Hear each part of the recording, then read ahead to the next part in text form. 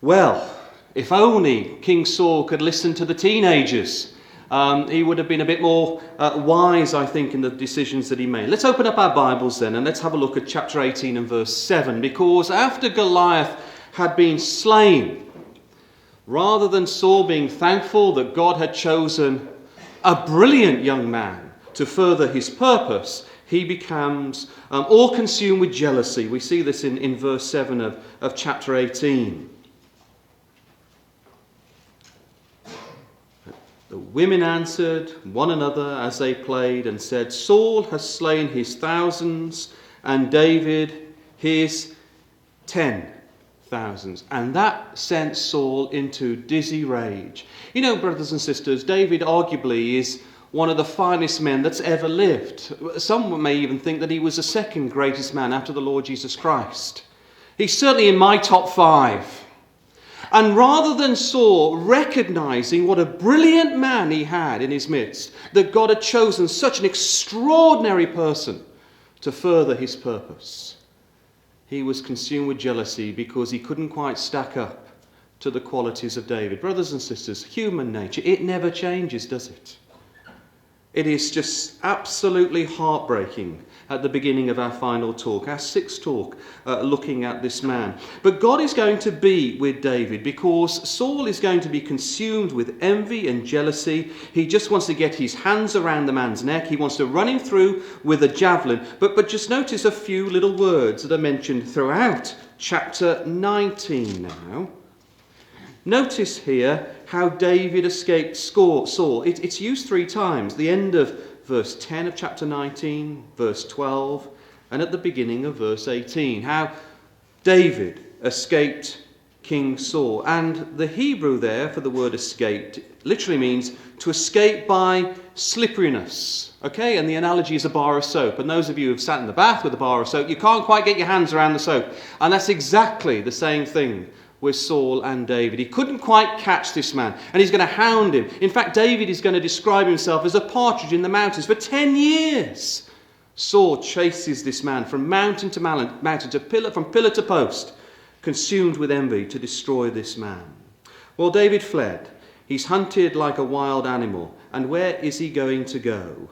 Well, we see in verse 18 that he's going to go to Ramah. Let's just read verse 18 together. So David fled and escaped and came to Samuel to Ramah and told him all that Saul had done to him. And you can imagine the disappointment that Samuel would have felt over this man. And he and Samuel went and dwelt into Naioth. Naioth meaning that the dwelling or the tents. It's where the school of the prophets were. This would have encouraged David, and it would have encouraged Samuel, knowing the great prayer that had been committed by his mother, that this could have been potentially the ideal king, that the Lord was going to strengthen the king. And this man now was consumed with jealousy and envy, and was a downright failure in God's sight. News got back to Saul, verse 19, and it was told Saul, saying, Behold, David is at Naioth in Ramah. And Saul sent messengers to take David. And when they saw the company of the prophets prophesying, and Samuel standing as appointed over them, the Spirit of God was upon the messengers of Saul, and they also prophesied. So as we look at these verses here, we're going to see that Saul sends 3 groups of messengers. And every time these groups arrived at Naioth, they had the intention to lay hands upon David here. They couldn't do it. They were overwhelmed with the spiritual environment. And so then Saul decides, I'll do it myself. I'll kill him myself. This is how bad things got, brothers and sisters.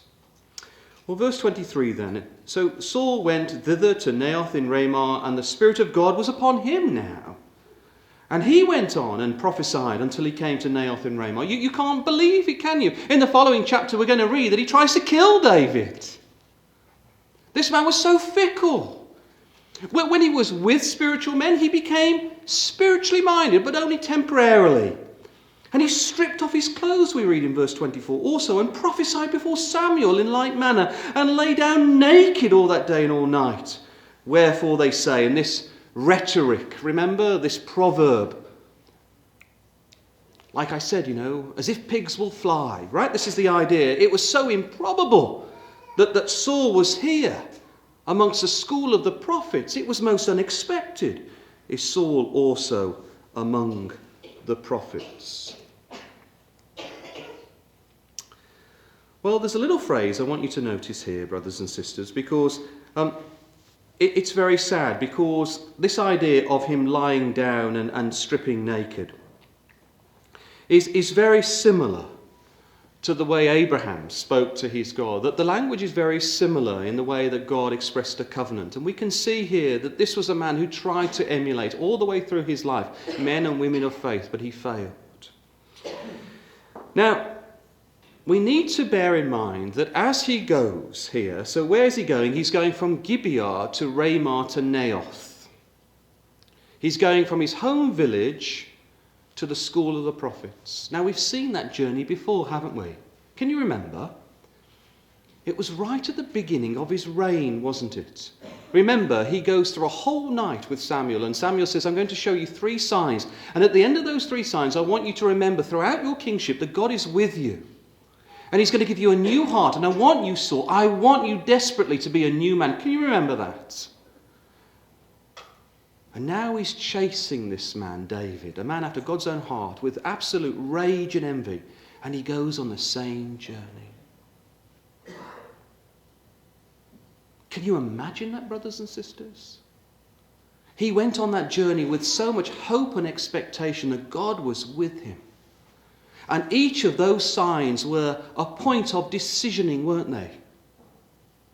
And we're going to look at these milestones, these little landmarks now, brothers and sisters. I want you to ask yourselves the question, what did Saul do with that particular choice? Well, we remember, don't we? Can we go back to the chapter? It's in chapter 2. We're not going to read the chapter, but as you glance down, we're familiar now with chapter 10 because we spent a bit of time a few days ago in chapter 10. And you can see here that this is after Samuel had spent the night with Saul, and he goes on his way, and he has these 3 signs. And we remember that they are the 3 signs of Gideon. Can you remember that? They're the 3 signs of Gideon. He said, I'm the least of the tribes, the least of the families. He quotes Gideon. And so then, God, through Samuel, says, okay then, I'll act with you. I'll work with you as God worked with Gideon. I'll give you 3 signs so that you're assured that God is with you. So first of all then, as you glance down these verses in chapter 10, he's going to go to Rachel's sepulchre. Now, what was important about that? Well, we know, don't we, that Rachel's sepulchre was all about the beginning of the tribe of Benjamin. And that's the tribe that Saul belonged to. And in that tribe, we know how his mother named her son Benoni, the son of sorrows, where his father intervened and said, no, it's the son of my right hand. And so that was the first choice that Saul was going to have in his life. What are you going to be, Saul? Are you going to be a son of sorrow? Are you going to be a king of sorrows? Are you going to bring me sorrow, says God? Or are you going to be a son of my right hand? Are you going to be sat upon the throne of Israel as if you are me, sat upon the throne as my king? So ask yourselves, brothers and sisters, what did Saul do with that choice? How had he made that decision? And then he was going to travel to Bethel. And remember, from Genesis chapter 35, Bethel was associated with the promise that kings shall come from your loins.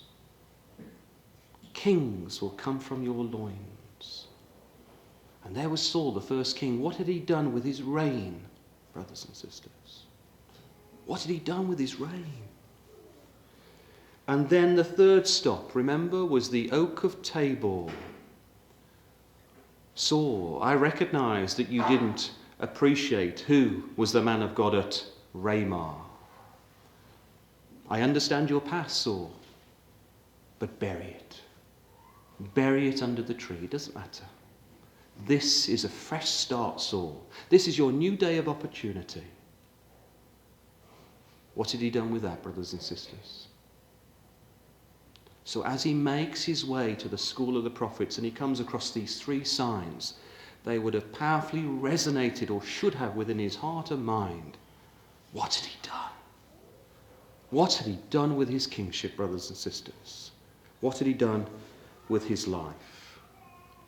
And remember that he was going to end up in the school of the prophets at Gibeah.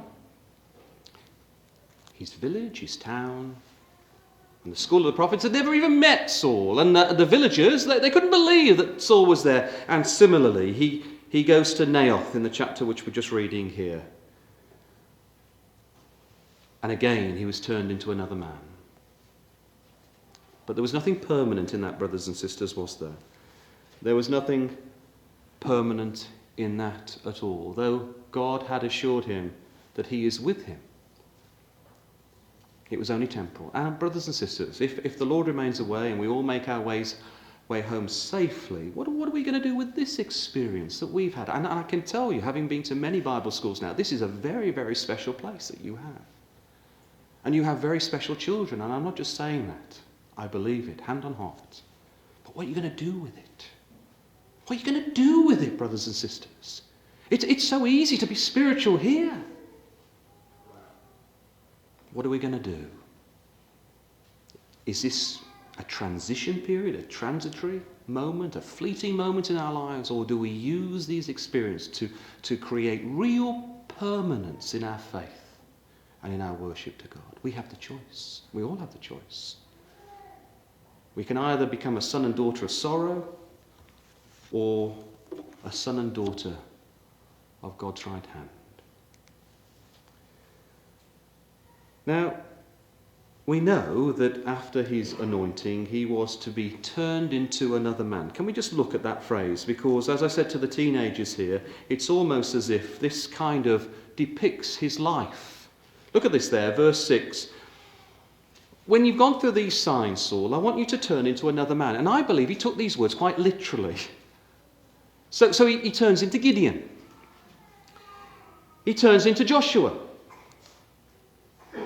He turns into Abraham. And there's even a chapter of Ruth there. Can you see what he was doing? He was a play actor. He had masks. He had costumes. He had scripted lines. He was on the stage, was Saul, for all to see. But to be like Gideon, you've got to be like Gideon on the inside. Like Joshua, inside. Abraham, inside. Ruth, inside, brothers and sisters. That's the powerful lesson for us. If we want to be recorded in Hebrews chapter 11, we have to be like them on the inside, not the out. And that was the problem with Saul, brothers and sisters. He took these words quite literally, and we've already seen, I think, quite powerfully. Throughout his life, he's quoting all these wonderful characters, and God's placing him in these arenas to kind of emulate and recapture historical moments. And every time it happened, Saul goes through the experience and he presses the reboot button. Are you like that? The reboot. And you start all over again. Saul didn't build on his faith, brothers and sisters. There's a moment and he's back to level 0. That is the example that we have before us, brothers and sisters, and it's incredibly, incredibly sad. We'll come back to 1 Samuel chapter 19 because God's love is with this man all the way through. All the way through. So in 1 Samuel chapter 19, as we've already mentioned there, he's going to strip off, he's going to prostrate himself, as we've got on the screen here. It's the same language of Abraham. So this was a man, if you saw him for those moments, you'd think he was a very good brother in Christ. He's doing something that is of an Abrahamic nature here. But as we know in the following chapter, he's going to pursue David to death.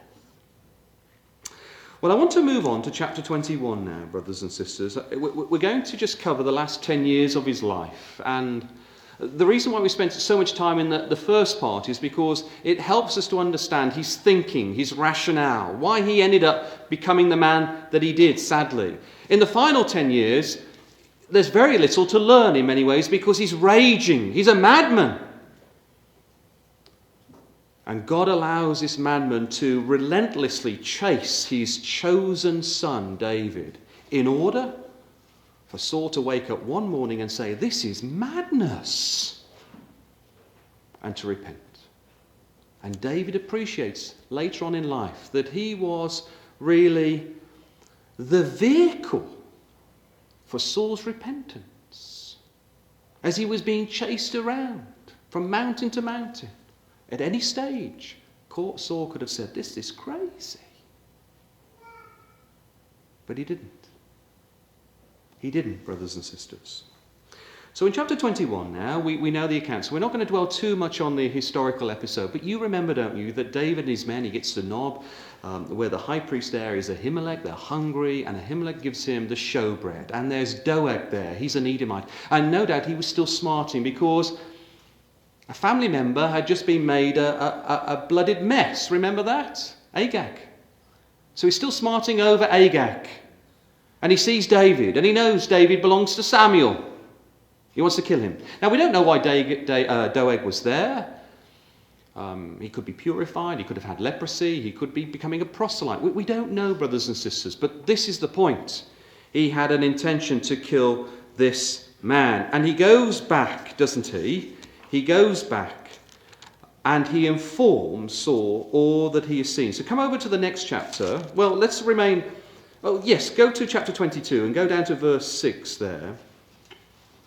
So you know chapter 21, but when you come to chapter 22 and verse 6, look at these words. When Saul heard that David was discovered and the men that were with him, now Saul abode in Gibeah under a tree in Ramah, having a spear in his hand, and all the servants were standing about him. So whilst this was going on, whilst David there is with Ahimelech in Nob, Saul is there under a tree. And look in your margin, you'll see that it's a grove.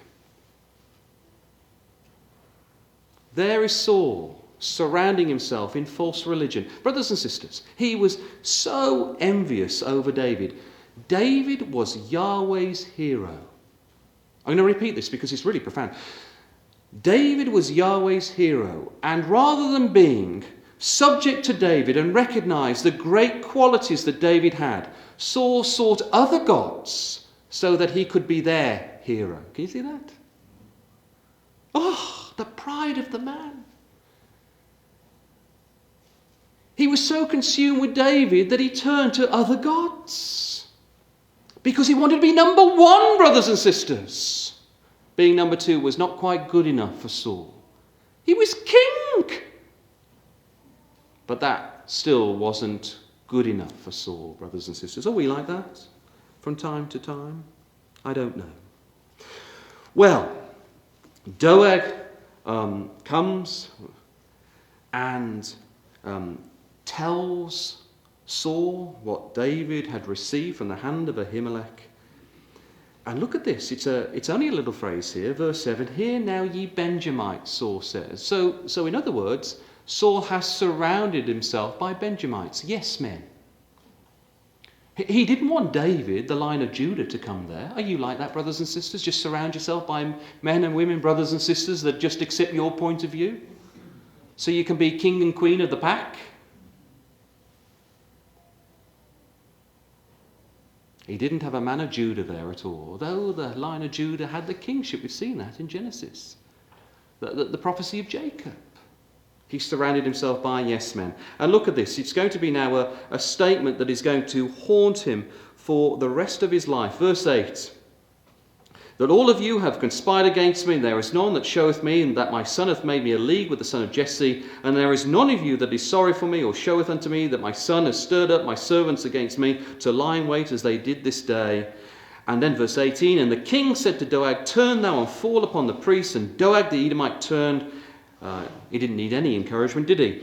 "And Doeg the Edomite turned, and he fell upon the priests, and slew on the day 85 that did wear a linen ephod." Brothers and sisters, what a sad and tragic moment. Now we know that Eli's family was under a curse. So all the priests had to die.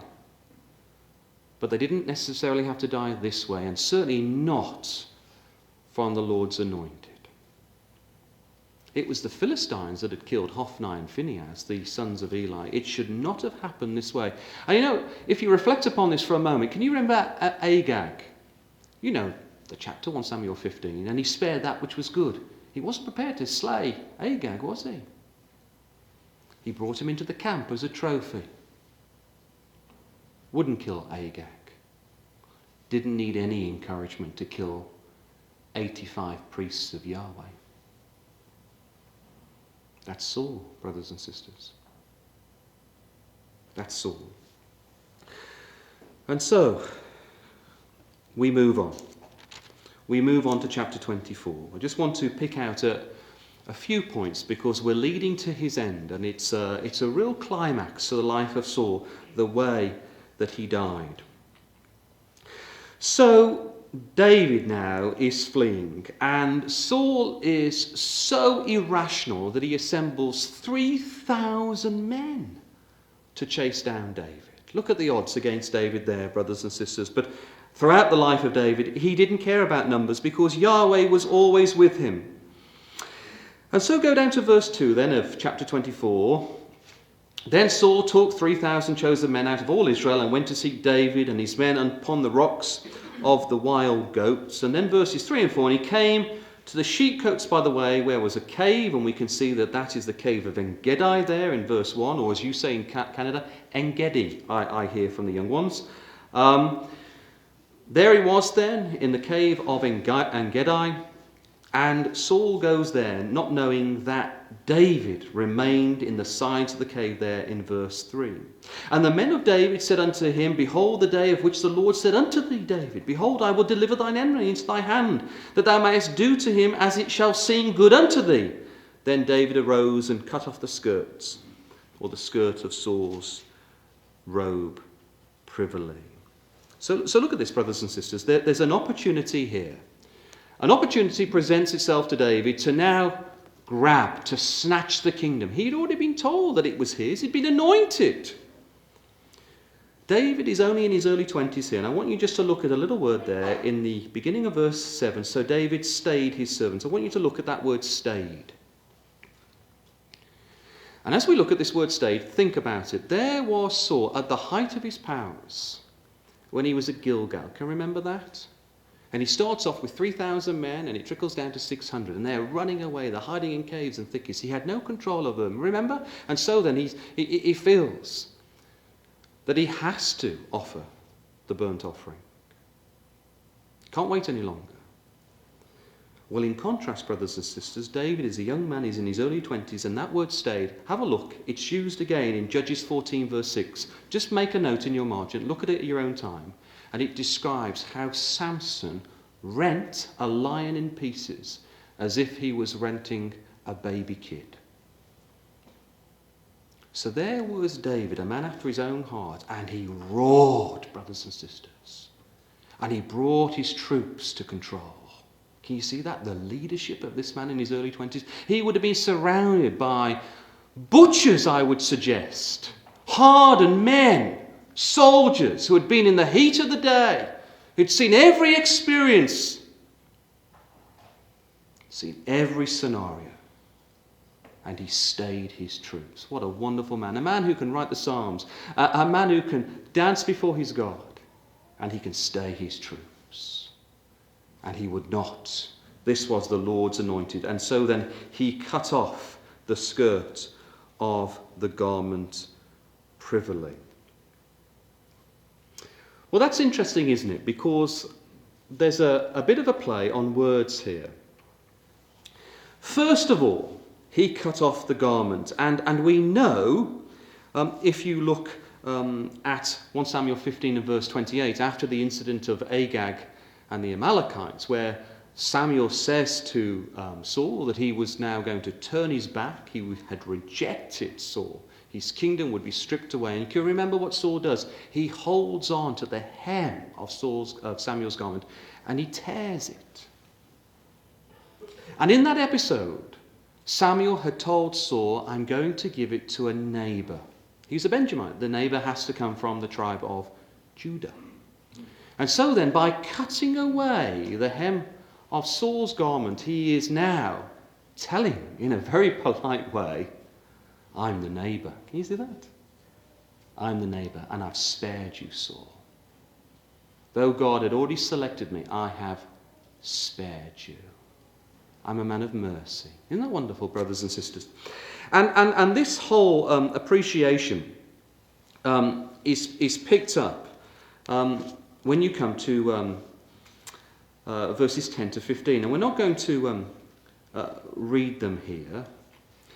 But just glance down, in the interest of time, just glance down verses 10 to 15. And here, when Saul wakes up and he recognises what David has done, you've got this lovely statement from David. And in all of this, brothers and sisters, that there's a real humble man recognising that Saul was the Lord's anointed. It's wonderful. He could have really gloated in that moment in time, couldn't he? He'd been hounded for 10 years. A javelin had missed his head. He tried to get his hands around David's neck. And this was now David's final moment. And look at that set of words there from verses 10 to 15, brothers and sisters. Would you have responded like that? No wonder he was a man after God's own heart. And this is God's heart, and brothers and sisters. And verses 10 to 15 gives us a lot of hope, doesn't it, for the judgment seat? A lot of hope for the judgment seat. It is God's good pleasure to give us the kingdom. Verses 10 to 15 describes a man who had been hounded by a tyrant, and he just shows love, mercy, and respect. Quite wonderful. But I want to focus on some of the words here that Saul says, because finally now he recognizes that David was a better man than himself, that David was the true deliverer, that he was the true Joshua. Finally now Saul begins to appreciate, to be like Joshua, you've got to be like Joshua on the inside. Finally, the penny has dropped. So let's just pick up then these words of Saul. Verse 16, and it came to pass when David had made an end of speaking these words unto Saul, such gracious words, brothers and sisters, read these words in your own time, beautiful, that Saul said, is this thy voice, my son David? If only he'd behaved like that throughout his life. And Saul lifted up his voice and he wept. And he said to David, thou art more righteous than I, for thou hast rewarded me good, whereas I've rewarded thee evil. Thou hast showed me, finally, the scales have fallen off his eyes. Thou hast shown me this day how thou hast dealt well with me, forasmuch as when the Lord hath delivered me into thine hand, thou killest me not. You've just shown me that you are the neighbour, that you are God's appointed king, king in waiting, king elect. For if a man find his enemy, will he let him go well away? Wherefore the Lord reward thee, David. Reward thee good for that thou hast done unto me this day. And now behold, I know well that thou shalt surely be king, finally. And that the kingdom of Israel shall be established in thine hands. Swear now, therefore, unto me by the Lord, that thou wilt not cut off my seed after me, and that thou wilt not destroy my name after my father's house. And this was really the problem of Saul. It was all about appearances. His legacy. Forget about legacy. We don't care about legacy, brothers and sisters. All we care about is being in God's kingdom. Even if we're just a doorkeeper like the Psalms of Korah, it doesn't matter, does it? We just want to be there. That's all we want to be. We want to be in God's kingdom. Now look at this. The word cut off there, that thou shalt cut off. As we've got on the screen there, karath, the idea of cutting a covenant, is the same word that you find at the end of verse 4. Then David arose and cut off the skirt of Saul's robe privily. So he picks up this word here, a description of what David had done to him, and he recognises in that act that this man had a right to destroy him. Because we're going to see in a moment that Samuel, with the witch of Endor, says that you are an enemy of God. But he doesn't. He shows him love and mercy, brothers and sisters. He shows him the kind of king that he should have been. And so then we see in verse 22, and David sware unto Saul. What a wonderful character we have here.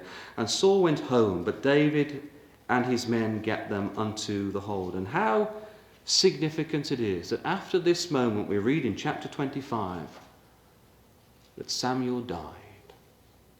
Perhaps now with a feeling of contentment. He had seen, can you imagine, brothers and sisters, a man that he had anointed, seeing him chasing David around the city, around the country. Can you imagine what that would have done? It would have been soul-destroying to Samuel. Knowing what had happened to his own two lads, where he places them at Beersheba. It was almost a repeat of Eli, wasn't it, with Samuel, brothers and sisters? Broken-hearted. But now, in chapter 25, there's a glimpse, a ray of hope. A ray of hope. That now, finally, this mad, insane tyrant recognized that David should be king. And brothers and sisters, there's no disgrace in failure. I want you to remember that there is still an opportunity for Saul to seek redemption. And I'm going to show you this. God wants to save Saul. He doesn't care about Saul being king. That has long gone. But God is working in this man's life because he's saying, Saul, you'll never be king in Israel. It's going to be David. I've stripped it away. But I want you in my kingdom. And that's how God works with us, brothers and sisters. He's going to work with us if we allow him tirelessly to the last breath. The last breath that we have. But we've got to let him. We've got to let him, brothers and sisters. And so we're going to see here, perhaps there's another opportunity for Saul. Let's just go on in verse 1. And Samuel died, and all the Israelites were gathered together, and lamented him, and buried him in his house at Ramah. And David arose and went down to the wilderness of Paran.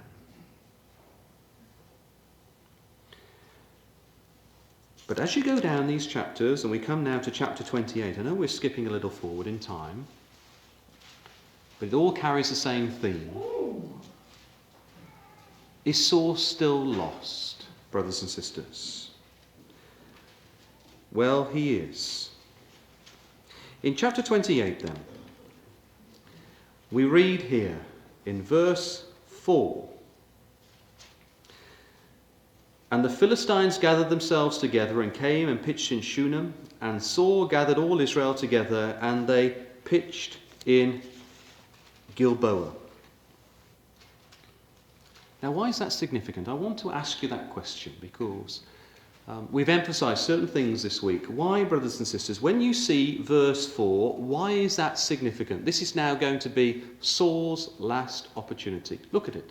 Why? You don't need to shout out, but just think. Have you got an answer when we read verse 4 together? Well, as the teenagers told me, Uncle Stephen, it is significant that it's the Philistines again, because the king had been anointed to defeat the Philistines. So what's God doing? You failed. You failed with the Philistines, but I'm going to give you one last chance. Do something good for me, Saul. Do something in faith.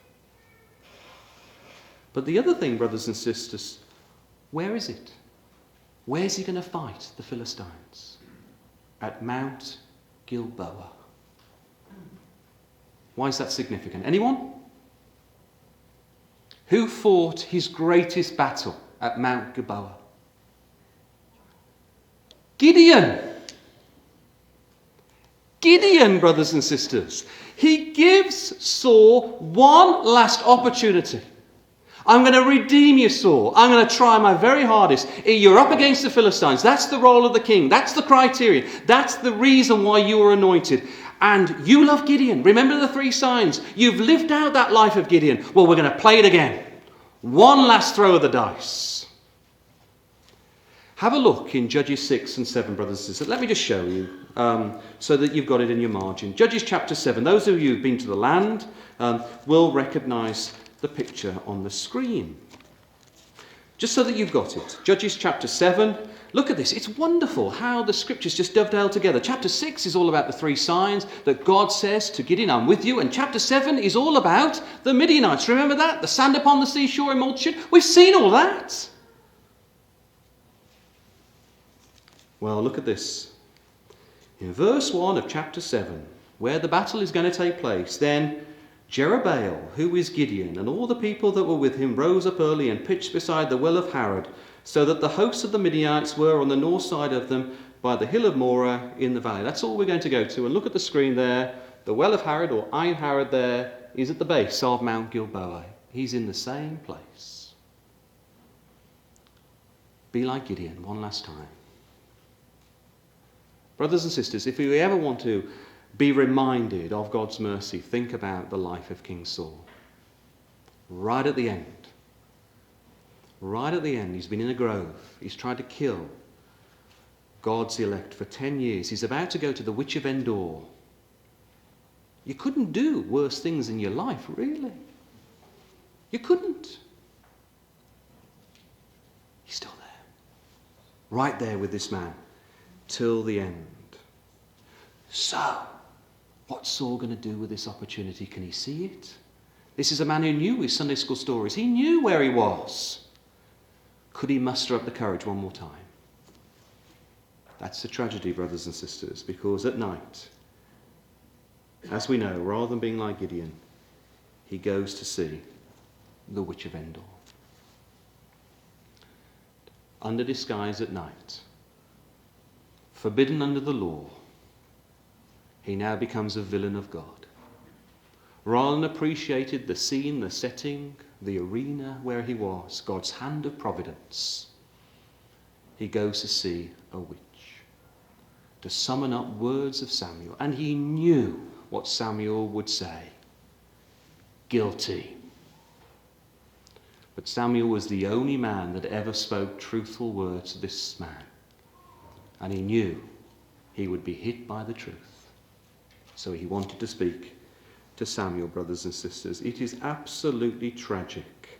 So he goes under the cover of night. Verse 11. Then said the woman, whom shall I bring upon thee? There's no mistake in Saul's mind. Bring me up Samuel. And it's going to be the words, guilty. Now, I don't know what you think about this account. Some believe that this section is fake. I don't agree with that at all. Some would say, look at verse 14, for example, the phrase, an old man cometh up and he's covered with a mantle. It's so vague that the witch didn't see it at all. Well, think about these two things, brothers and sisters. First of all, the word mantle is the very specific mantle. It is the prophetic mantle. And secondly, a prediction is going to be given that Saul and his sons were going to die in the morning. The witch wasn't saying these words to curry favour with Saul. It was a message of doom, brothers and sisters. And when the scriptures emphasize to me, bring me up Samuel in verse 14, verse 15, and Samuel said, and verse 16, then said Samuel, verse 20, the words of Samuel, these words were real to Saul. And so whether Samuel was reconstituted or whether it was a vision, brothers and sisters, in my mind it is a very similar vision, or a reenactment of life upon the Mount of Transfiguration where Moses and Elijah, whether they were real or whether they were in vision. You have your view, I have mine. But in the mind of Jesus, they were real. And they spoke of his exodus. And these words were real. And the finger was pointed, and he was pronounced guilty, brothers and sisters. But verse 16 says, then said Samuel, wherefore then didst thou ask of me, seeing the Lord is departed, Yahweh is departed from thee, and is become thine enemy. Now, brothers and sisters, let's notice that, has become thine enemy. Can you see that? There's a difference there. Yahweh, in the mind of Samuel, here, as he said these words, Yahweh was Saul's enemy. But it wasn't the other way round, was it? Yahweh was not treating Saul as an enemy. Can you see that, brothers and sisters? It's a really important point. In the mind of Saul, Yahweh was his enemy. But in the mind of God, Saul was someone he was trying to save. Well, we know, as we go down these verses here, that just as the witch of Endor said, these words came to pass. Every word. Jonathan and his brothers die. This wonderful man of love. A man, as Brother Ken said during the week to me, he said, you know, Stephen, God's love was seen in Jonathan. And it's a lovely point that Brother Ken made. Seen in Jonathan. That was the figure of his love for Saul as he looked upon his son. And I agree with that. It's a wonderful idea that Brother Ken shared with me. A lovely idea. But Saul here, he loses his boys and he's shot. And he wants to be killed, doesn't he? And he throws himself upon his sword. Come to chapter 31. We're just going to pick out a few ideas here, brothers and sisters. So you can see in verse 1 now, the Philistines fought against Israel, and the men of Israel fled from before the Philistines and fell down and slain in Mount Gilboa. Think about Judges 6 and 7, what could have been. This man was all about what could have been. And then the Philistines, they slew Jonathan and his brothers there, Saul's sons, in verse 2. And then verse 3, and the battle went sore against Saul, and the archers hit him, and he was sore wounded of the archers. And then look at these words here in verse 4. Then said Saul unto his armour-bearer, draw thy sword and thrust me through therewith, lest these uncircumcised. Isn't that interesting? He uses a term of Abraham, just like Jonathan had done, just like David had done on the battlefield against Goliath in 1 Samuel chapter 17. And now, once again, misappropriately, Saul uses it. A quotation that he's heard elsewhere. He's still trying to be someone else that he's not. Through therewith, lest these uncircumcised come and thrust me through and abuse me. But his armour-bearer would not, for he was sore afraid. Therefore Saul took a sword and fell upon it. Now, brothers and sisters, this was an opportunity for God to redeem Saul. He was up, as it were, against the Midianites again. As God's hand was with Gideon, God's hand was with Saul one last time. And remember the prayer of Hannah. Can you remember that? At the end, in verse 10 of 1 Samuel 2, can you remember what it says? The Lord shall give strength to the king. And throughout Saul's life, he never believed that, brothers and sisters. He never believed that God was with him. He never believed that God would give him strength on the battlefield. And so, in this opportunity for God to redeem this man just before he dies, God has an opportunity, this last fleeting moment, he has an opportunity to save this man. He commits suicide, brothers and sisters. Who does that remind you of? Judas. Yeah, Judas. Redemption was still there for Judas because it was fulfilling what the scriptures said. Though he had a hand in the bag, and though he betrayed his Lord with a kiss, he could still not believe that God could provide forgiveness and redemption. So he took his life. And that's the saddest thing, brothers and sisters. A blasphemy in the spirit of the Spirit where we come across. For me, what it means is someone who believes that God doesn't have the power to save. He denies God's power. So we become like Saul if we deny his power in our lives, if we stand alone. Saul started, didn't he, his reign by hiding behind the stuff alone. And brothers and sisters, that was almost a figure of his entire reign. He was always hiding behind the stuff. Always allowing others to do the work. Never standing upon the battlefield. Never putting on the whole armour of God. Never praying that seventh item of prayer of Ephesians chapter 4. He never did any of that. What are you going to do with your life, brothers and sisters? How are you going to fight? Are you going to deny God's power in your life? Well, chapter 31, we're still there. Look at these words here in verse 8. And it came to pass on the morrow when the Philistines came to strip the slain that they found Saul and his 3 sons fallen in Mount Gilboa, and they cut off his head. David had done that with Goliath, hadn't he? As a figure of Genesis 3, verse 15. You know what that tells me, brothers and sisters? He was an enemy of God. He had become an enemy of God. God could not save him because he didn't allow God to save him. And his head was full of serpent thinking. Full of serpent thinking. And it had to be cut off. That's the tragedy, brothers and sisters. And cut off his head and stripped off his armour and went into the land of the Philistines round about to publish it in the house of their idols and amongst their people. And they put his armour in the house of Ashtaroth. the goddess of fertility. You can imagine the kind of things that were going on. He was placed in the house of harlotry. Remember how Ahab died in the chariot? His blood mingled with the harlots. Remember that? Very similar, isn't it? And they put his armour in the house of Ashtaroth, and they fastened his body to the wall of Bethshan. The word Bethshan means the house of rest.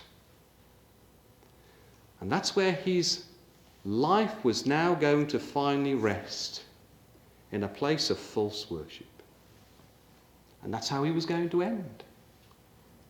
And his armour was going to be placed in the temple of Ashtaroth as a memorial to all the nations around of what happens to an enemy of God.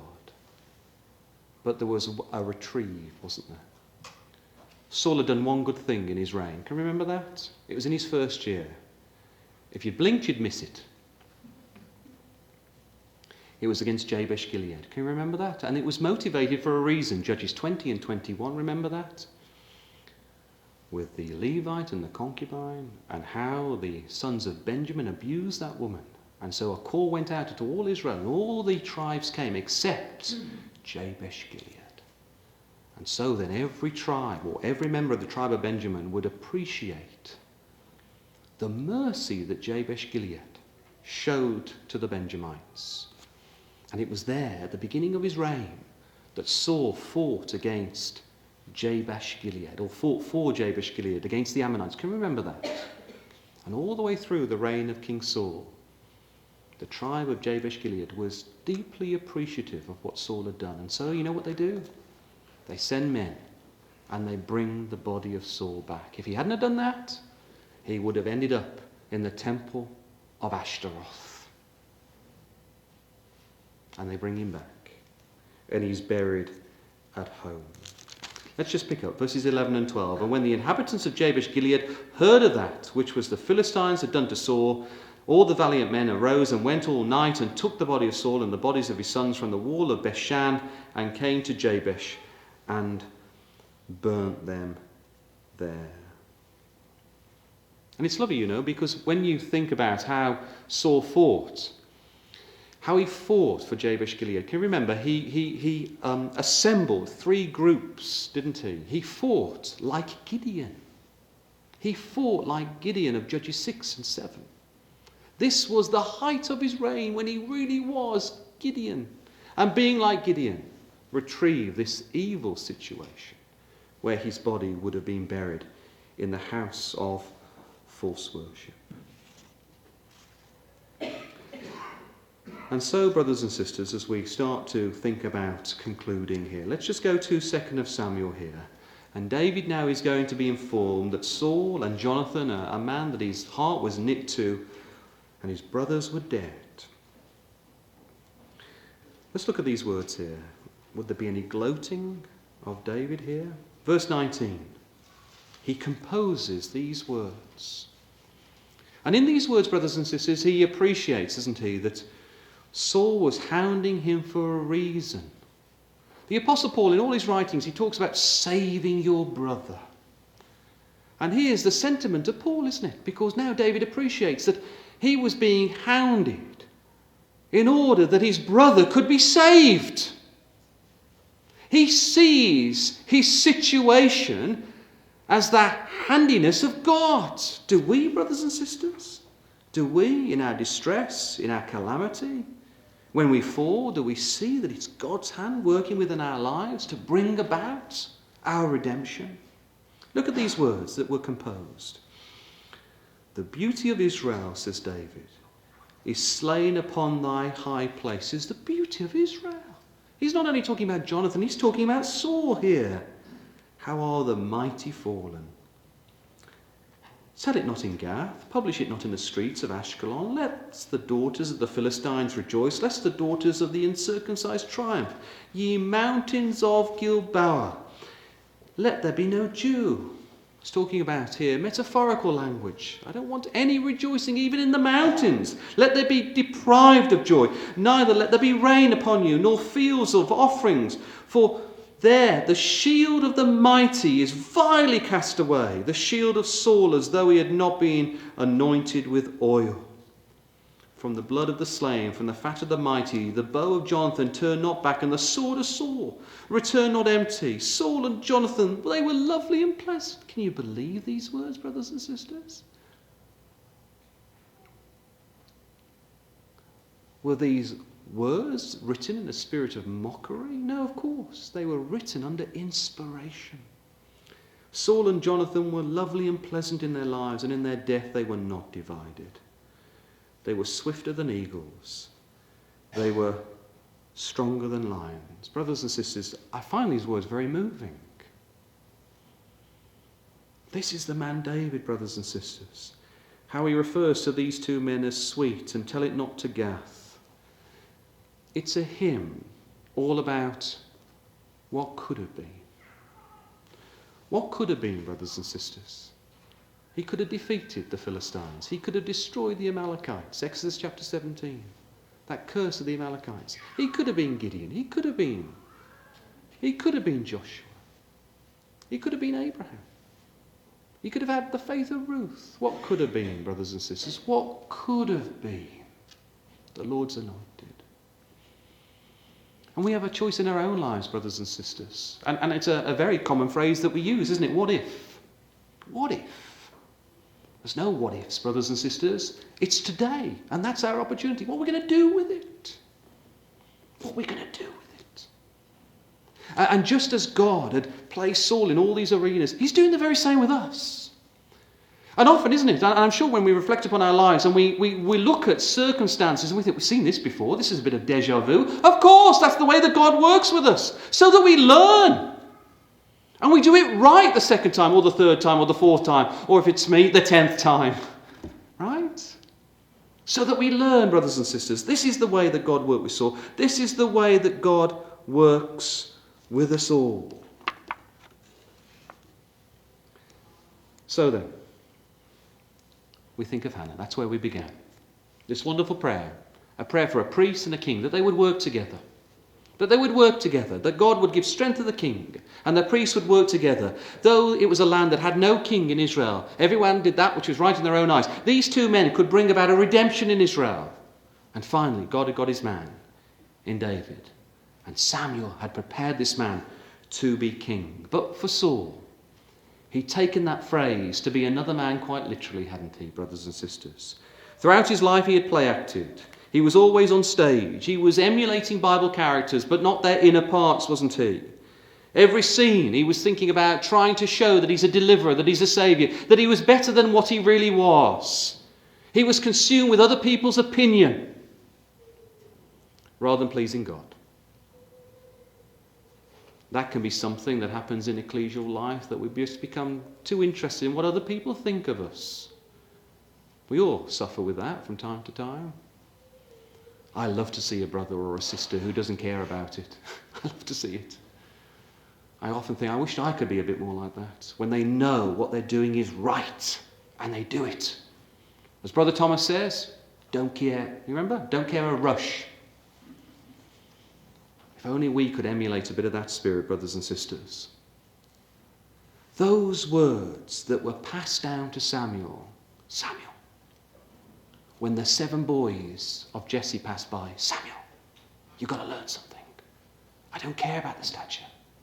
I don't care about the countenance. I don't care about the outer man. I look upon the heart. And David, when he was finally anointed, he was at Samuel.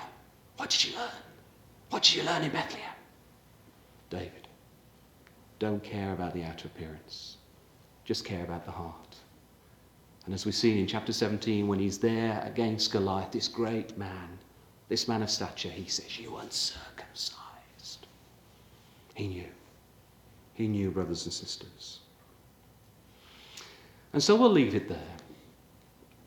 There was Saul, a man who never allowed God into his heart, a man who began his reign, as we said, hiding behind the stuff, became consumed with the stuff, became consumed with other people's opinion, became consumed with the trappings of this life, brothers and sisters, and didn't want to lose it.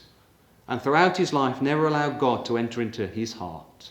to transform him so that he could truly become like God. And he began his reign alone, hiding behind the stuff, and we've seen, sadly, at the end of 1 Samuel, he dies alone, about to be placed in the temple, and he's brought back, brothers and sisters. And so that's a tragedy, isn't it? But it's not a tragedy, because these are all great learnings. As the curtain was being drawn upon the stage, because there was Saul, he'd acted out all these characters, and there was nothing left. His lines were up. There were no more masks to place on. All the costumes had been used. His time had come. But there was a man in the wings. It's about to come onto the stage of Israel's life. David. A man after God's own heart. The promises were going to flow through this man. A man that allowed God to enter into his heart. And by entering into his heart, he was able to transform the nation of Israel. And we give God, don't we? Thanks for that moment, don't we, brothers and sisters? The ideal king. And so that's where we're going to finish this week. In all this silliness of Saul, God was preparing slowly, quietly, as Brother John was saying to the kids last night, little by little, he was preparing David, the ideal king, who was going to allow God to strengthen him. And finally, the fulfillment of Hannah's prayer was going to bear upon the nation.